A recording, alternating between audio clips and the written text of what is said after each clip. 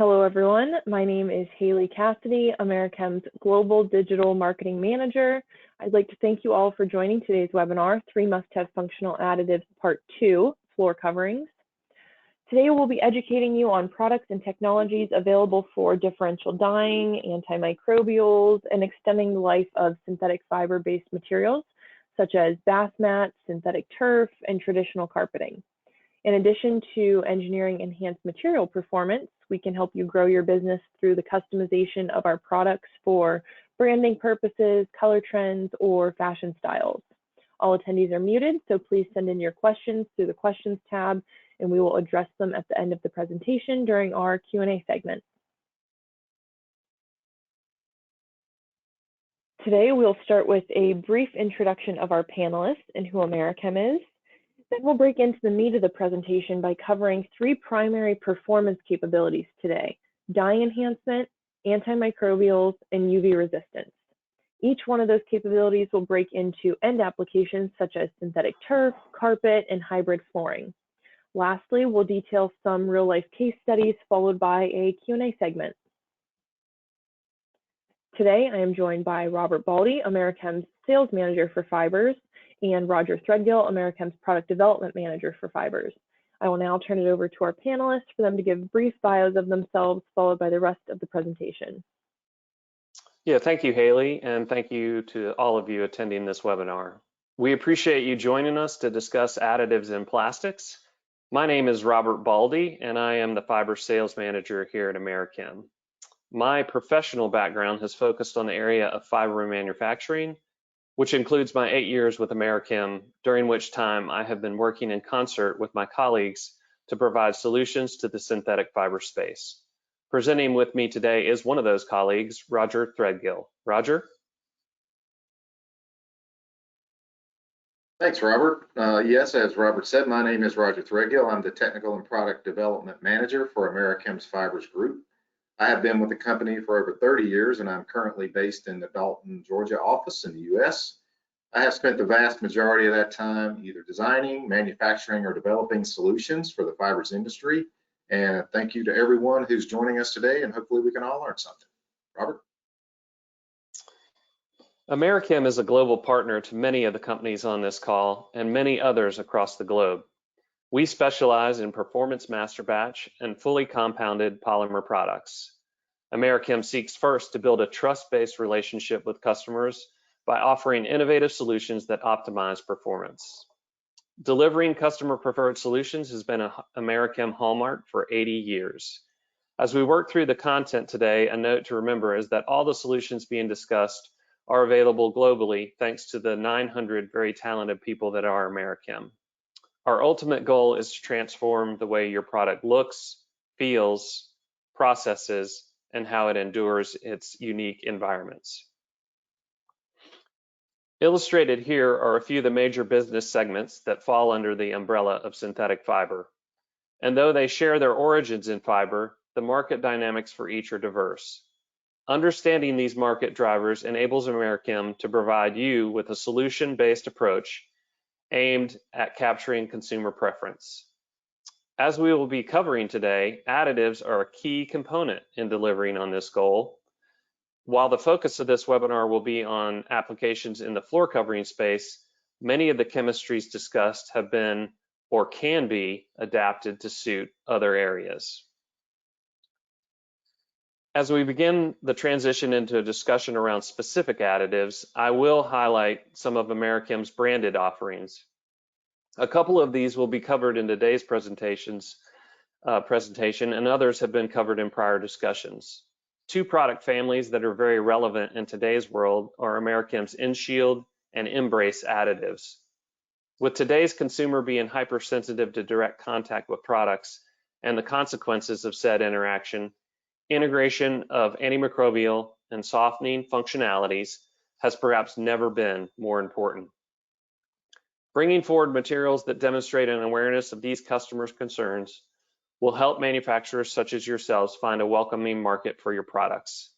The areas highlighted here are a limited view of what is available for integration into synthetic fiber-based materials. Should you have a need for specific functionality not covered, please reach out to us to discover how we can assist. And at this point in the presentation, Roger will pick up with a discussion to further explore imparting functionality through additives. Roger?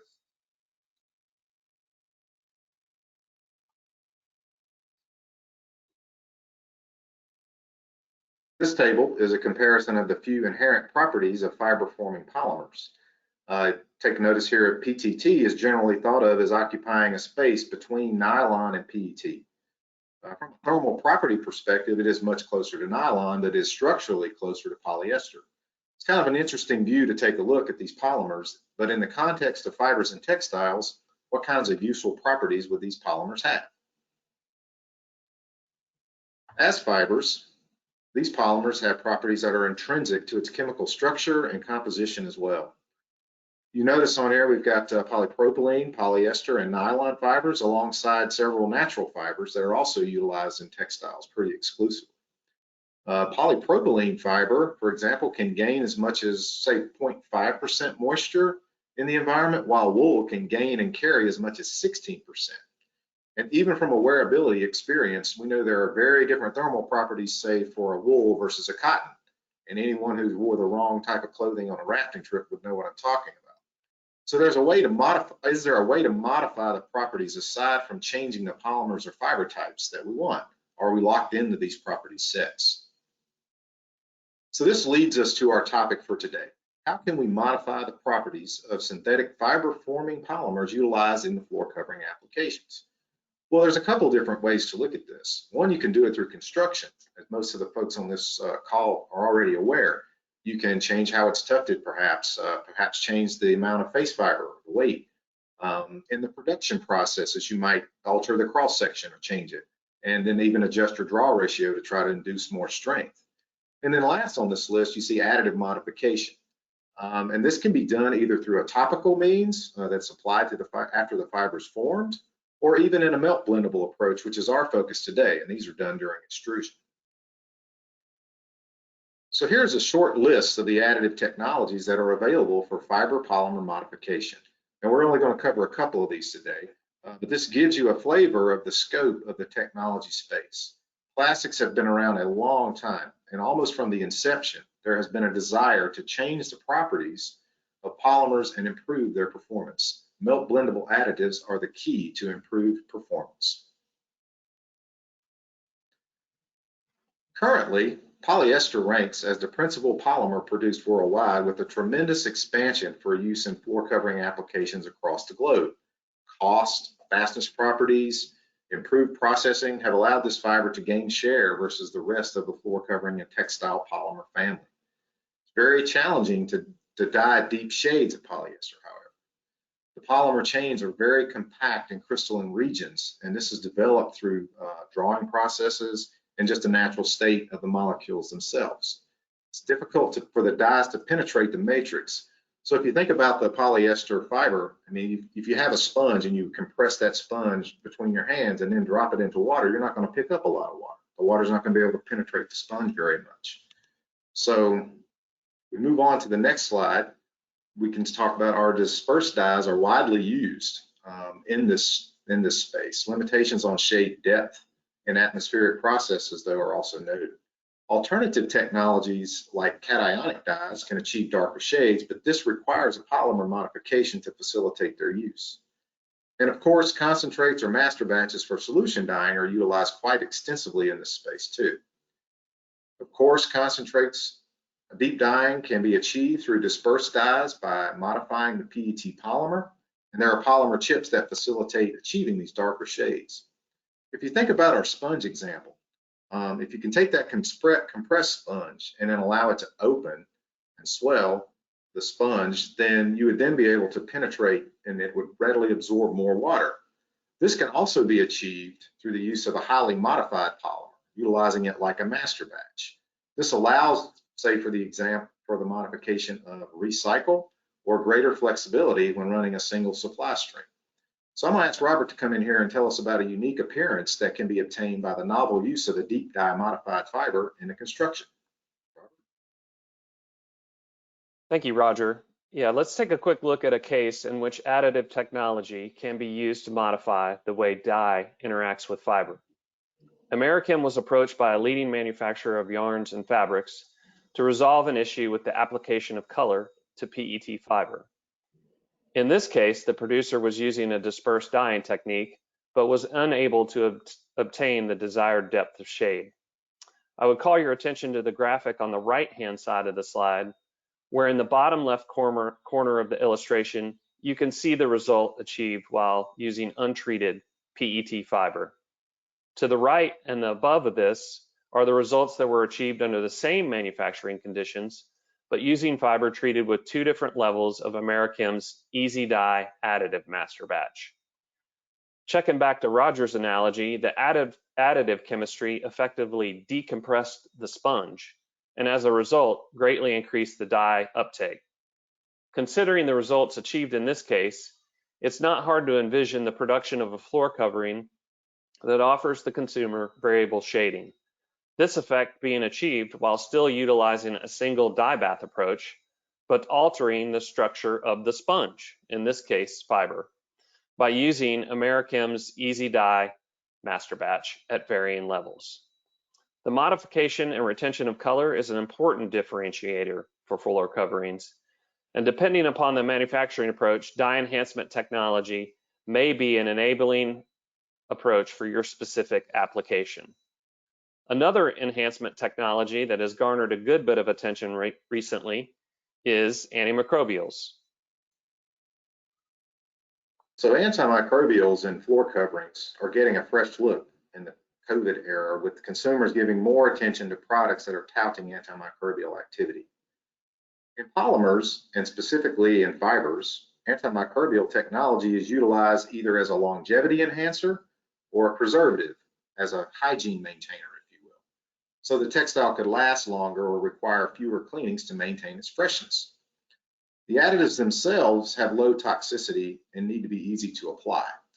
It's not much easier to apply it than during fiber extrusion, but admittedly, I'm a little biased on this topic, and should be compatible with other ingredients in the fiber system, pigments, modifiers, and stabilizers. Also, when we're engineering the product, we need good efficacy against a range of organisms that can cause odor and deterioration, things like fungi, bacteria of the gram-positive and gram-negative types, and perhaps even viruses in some cases. So there's several types of antimicrobial technologies used in fibers. Metals, where you'll find things like silver, copper, and zinc that are very effective at managing microbial growth. Organics, like the ingredients of microbanthane, some things that you might see that are utilized even in soaps and other products like that. Halamine technologies. These types of technologies are meant to react with chlorine or bromine, and that's what provides the efficacy against the antimicrobials. Test methods run the gamut, whether it's checking for bacteriostatic or biocidal performance. Several in-use methods are established for fungi specific or even burial, or intended to be buried or composted in those types of specifications. One important fact to keep in mind when utilizing antimicrobial technologies, though, is regulatory requirements restrict the claims that can be made. The agent must be registered as a pesticide, and the labeling guidelines of the actual agent must be followed. No public health claims are allowed, and you can only state that it's being used for the protection of the article itself. So Robert, I think you have some information on how different flooring producers are looking at incorporating this technology in their products. Indeed, I do. Thanks, Roger. Antimicrobials have been in use for much of modern history, and many different approaches are feasible. With the ongoing pandemic, interest in antimicrobial technologies has seen something of a resurgence. Considering traditional carpet or rugs can prove to be a target-rich environment for the growth of microorganisms, it makes sense to think through various protectionary approaches. Via the use of different additives, antifungal and antibacterial efficacy has been demonstrated using industry standard testing methodologies. And some of the typical ones are listed here on this slide. Americhem has active or in development programs that target virtually all the building blocks of carpet construction. Using a design philosophy of understanding the desired outcome, we can customize the approach to introducing this product enhancement. Depending on the application, it may make sense to introduce the antimicrobial agent into different parts of the construction of the articles, such as the face fiber or the backing. In doing so, a manufacturer can enrich the end product by making it more hygienic, less subject to staining, and/or less susceptible to odors. Another primary benefit of the use of antimicrobial technology is combating degradation. And when considering this aspect, we should also consider another primary additive category, UV stabilizers. So if you are going to consider ways to extend the useful life of semi-durable goods like floor coverings, turfs, or geotextiles, you have to talk about the damaging effects of UV radiation. Everybody understands that the environment can be very different in different parts of the world. And given that, different areas get different amounts of solar irradiation, or that is the total incident light energy from the sun over the course of a year due to differences in cloud cover or climate or even latitude. This map shows the typical amount of solar irradiation experienced on average across the globe. It's no surprise, for example, that sub-Saharan Africa gets almost 2 times the radiation of Seattle, Washington in the US. So whether you're designing a geotextile fabric, putting in a turf installation in an outdoor football stadium, or making a carpet that could be installed next to a sliding glass door, where that product gets sold could bring some pretty different demands for light fastness and durability. At Americhem, we study the science of weathering, that is the interaction of polymers with light and other environmental factors, pretty extensively. We have an entire suite of weatherometers and QUV instruments in our artificial weathering lab in Cuyahoga Falls, Ohio. We use that to run accelerated weathering studies almost constantly. We have an outdoor weathering lab also in Ohio, as well as relationships with multiple certified outdoor weathering sites for natural and accelerated testing. That interaction we are studying is termed photooxidation, and it describes the effects of light combined with oxygen on polymers. And just like metals oxidize in the environment over time, so will polymers rust, especially when exposed to light, energy, and other environmental factors. This photooxidation can change the properties of the polymer, like appearance, mechanical properties such as strength and ductility, among others that impact the durability of the products. There are additives that prevent or at least retard the effects of UV radiation in different ways. Radical scavengers like antioxidants or hinterdiamines will interrupt the cycle of degradation by binding up free radicals and preventing them from continuing to act on the polymer chain and increase further damage. UV absorbers convert the UV radiation into alternate forms of electromagnetic radiation and dissipate it to the environment, preventing the UV from breaking and initiating polymer breaks in the chain. Research continues in the area by looking for synergies of these and other stabilization strategies to obtain performance greater than the sum of the parts. So what kind of performance level can be achieved through the selection of the proper materials to use in a durable application? So Robert's got an example here of a story that tells us about an application with some pretty extreme requirements in the UV stabilization area. Robert? Yeah, thanks, Roger. As we have been referencing throughout this presentation, retention of integrity and color are significant considerations when manufacturing a durable good. Such was the case when Americhem was approached by a leading producer of geosynthetic industrial fabrics. This company had a product in the field, but was unable to meet the durability requirements needed to be considered for a new government contract. By drawing on our available weathering methodologies, our experience from multiple markets, and reviewing the key deliverables of the application, Americhem was able to propose a redesign to the color and UV package used in the production of the geosynthetic. When the combination color and UV master batch was converted to fiber and tested against the applicable test method, in this case ASTM D-4355, the result achieved represented a doubling of the usable service life of the product. This result enabled Americhem's customer to compete for and to win the lucrative government contract. And with that, we'd like to conclude the presentation portion of today's webinar. Considering the expansive market for synthetic fiber-based goods that are durable and/or semi-durable, the application space for dye modifiers, antimicrobials, and UV stabilizers has expanded significantly in the past several years. These plus multiple other functionalities are available and enable today's manufacturer to customize and differentiate their product portfolio. The ever-shifting retail landscape has made this a critical component to capturing the attention of the end consumer. And with that, I'll turn it back over to Haley as she steps us through the conclusion of this webinar. Thank you, Robert and Roger. That was a great presentation. I want to briefly mention here that this presentation is only the second part of our three-part series, 3 must-have functional additives in fibers, which means that we do have one more segment left, and it'll pick back up in October with a focus on textiles. On July 22nd, though, we have our next webinar, which is antivirals in plastics. You can sign up to be notified of all Americhem news on our website by going to the contact page and signing up for our monthly newsletter. We will now move on to the Q&A portion of our webinar. I'll be reading off the questions that have been submitted and pass them on to our panelists for answering. Our first question is there a difference in the type of antimicrobials used in polypropylene fibers versus polyester fibers? Sure, I can take that one. So the answer to your question is yes. If you can use it in polypropylene, you can't necessarily use it in polyester. But if it's available to you in polyester, it may work in polypropylene. It's the easy way to answer that. What drives that is the restrictions and the different process temperatures. Polyester requires much higher thermal stability than polypropylene.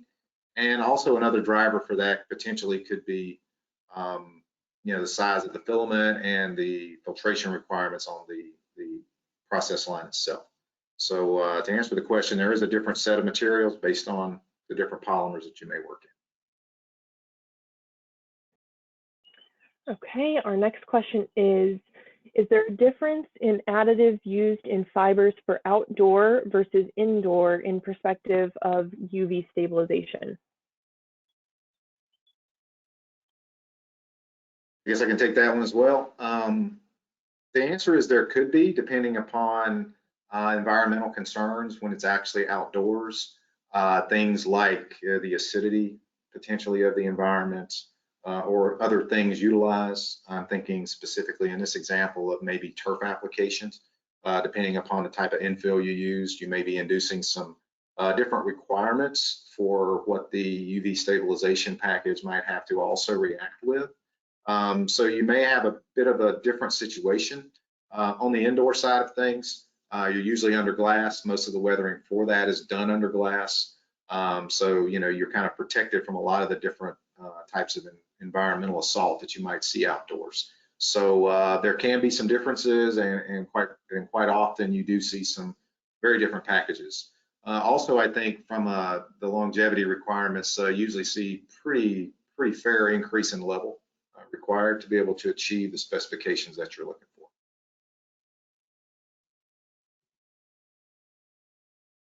Okay, our next question is, in the presentation you talk about the dyeability of polyester fiber. Are there other aspects to consider for nylon and others?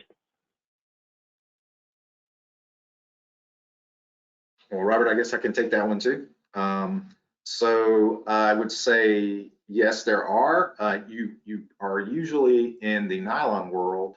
You're looking at acid dyes, so there's functionality that works really, really well for dyeing there. You may want to change the type of dye that you would use there and push that towards more of a cationic approach. A lot of people utilize this when they're trying to even achieve some level of stain resistance to acids or acid bases. So that's definitely something that you see that's rather unique on the nylon side compared to polyester. And then again, I think usually you can get to deeper shades in the nylon side with less energy and maybe less modification than compared to the polyester. So I'd say that's probably the main differences between the two. Good question. Okay, our next question is the easy dye additive focused on achieving a darker depth with the same amount of dye and same temperature of dyeing process, or does it make it easier in some other way? Yeah, I think that's a little bit of a nuanced question, but it is focused on modifying the general uptake of the dye of a what I would call a virgin or untreated fiber. So it is geared at increasing the level of dye that the fiber can hold, and in doing so, depending on what dye you're using or what shade you're going for, you can see a different effect. And as we demonstrated in the case study that we shared, modifying the level of additive then modifies that uptake and thus your shade.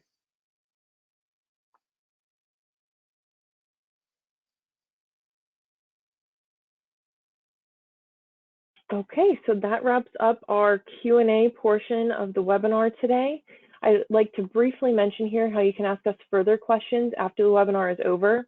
If you have any other questions, you can certainly connect with our panelists on LinkedIn, but you can also go to the Americhem website and ask us questions through the instructions that you see on this slide here. If you go to americhem.com and click the Contact Us page, then choose the contact form that states I have a general corporate inquiry, and choose the option to send the form to marketing. I'll be receiving all of those questions directly and follow up as soon as possible with our panelists. You can take a screenshot of these directions, but we'll also be sending out a follow-up email with the directions in the email and a link to the contact page. So that wraps it up today. I'd like to thank our panelists for their time today, and I'd like to thank all of our attendees for joining Americhem in this important discussion about 3 must-have functional additives, part 2 on floor coverings. Don't forget to join us for part 3 in October and antivirals in plastics in July. So thank you again for attending our webinar today, and that concludes our presentation.